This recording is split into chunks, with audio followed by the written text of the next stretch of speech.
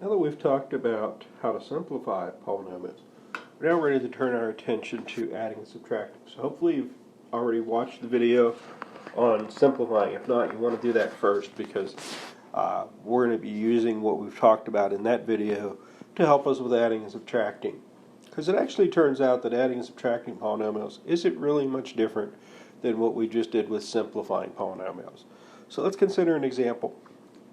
Here we have the polynomial 7x squared minus 12x minus 13, and that's grouped in parentheses to indicate that's one polynomial, plus the other polynomial grouped in parentheses 9x squared plus 13x minus 4.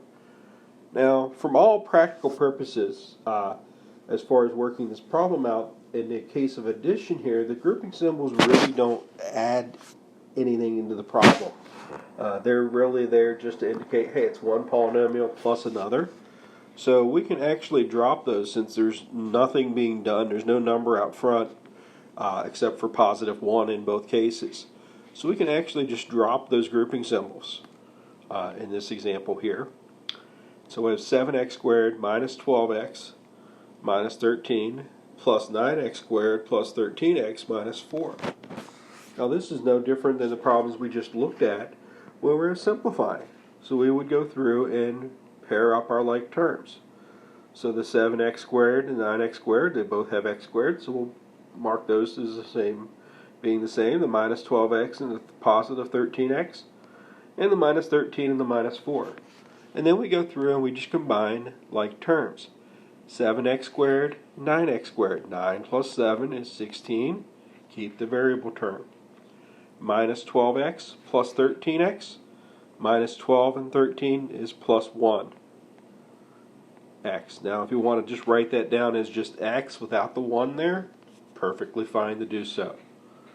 And then last but not least, minus 13 and minus 4 would be a negative 17, so we'd write that down as minus 17. So our answer here is 16x squared plus 1x minus 17. So addition, we're just dropping the grouping symbols and then doing what we've already been doing, which is combining like terms. Let's move on to this next example here.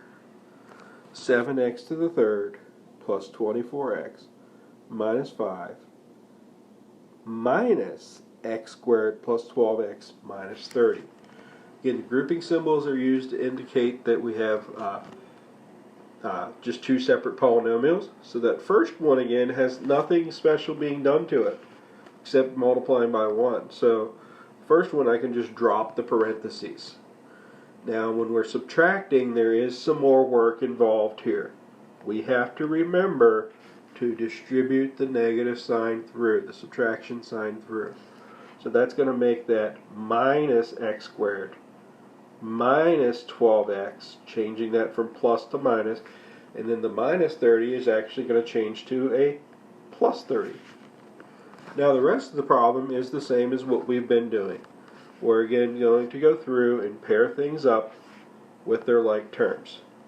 So 7x cubed, I don't have any other x cubes. So that's all I have for that one. Same thing with the x squared there. I don't have any other x squareds. So there's only the one that I marked off. But I do have my 24x and my 12x and my 5 and my 30 that I can go ahead and combine. So generally when we write these down, we start with the biggest exponent term first and progress our way down. So 7x cubed, nothing I can do there, just stays there. Minus x squared, the same thing. At that point, we're now down to our x terms. We can put 24x and minus 12x together. 24 minus 12 would be a positive 12x. And then we put our minus 5 and our 30 together. Minus 5 and 30 together would give us plus 25. Okay, so one more example. This one's a little bit more complicated because it also has not just addition but also subtraction. So let's consider this problem here. We're actually adding and subtracting three different polynomials. So the first one, 5x squared plus 8x minus 8. And then the second one, plus 3x squared plus 4x plus 14, and then minus 8x squared minus 10. So these first two, like our first example, are just being added. So nothing's being done to their grouping symbols, except for really multiplying by 1. So we can just write those down. Drop the grouping symbols and write those down, the first two. 5x squared plus 8x minus 8 plus 3x squared plus 4x plus 14.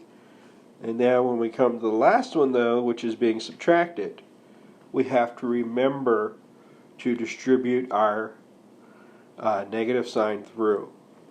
And that's going to make that minus 8x squared plus 10. So we make that change. And now we've done the adding and subtracting step. What's left now is just to simplify. So we need to go through and pair up all of our like terms.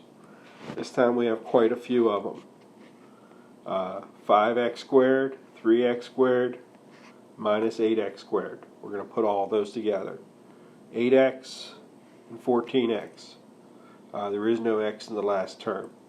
Minus 8, 14, and 10. Minus 8, 14, and 10. And we're going to go through and combine.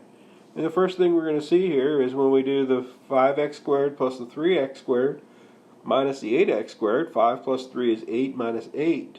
That gives us 0x squared. So the x squareds are gone out of this problem. We're not going to have any.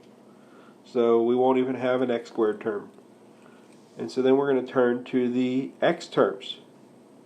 We only have the two of them there, 8 and 14. Or sorry, 8 and 4. 8 plus 4 would make that a 12x. And then we go ahead and put our number terms together. Negative 8 and 14, and the 10. We add those up. Negative 8 and 14 is a positive 6, plus 10 would make that plus 16. So our final answer here is 12x plus 16. So for the most part, adding and subtracting, pretty straightforward. Pretty straightforward. Just understand the idea of combining like terms.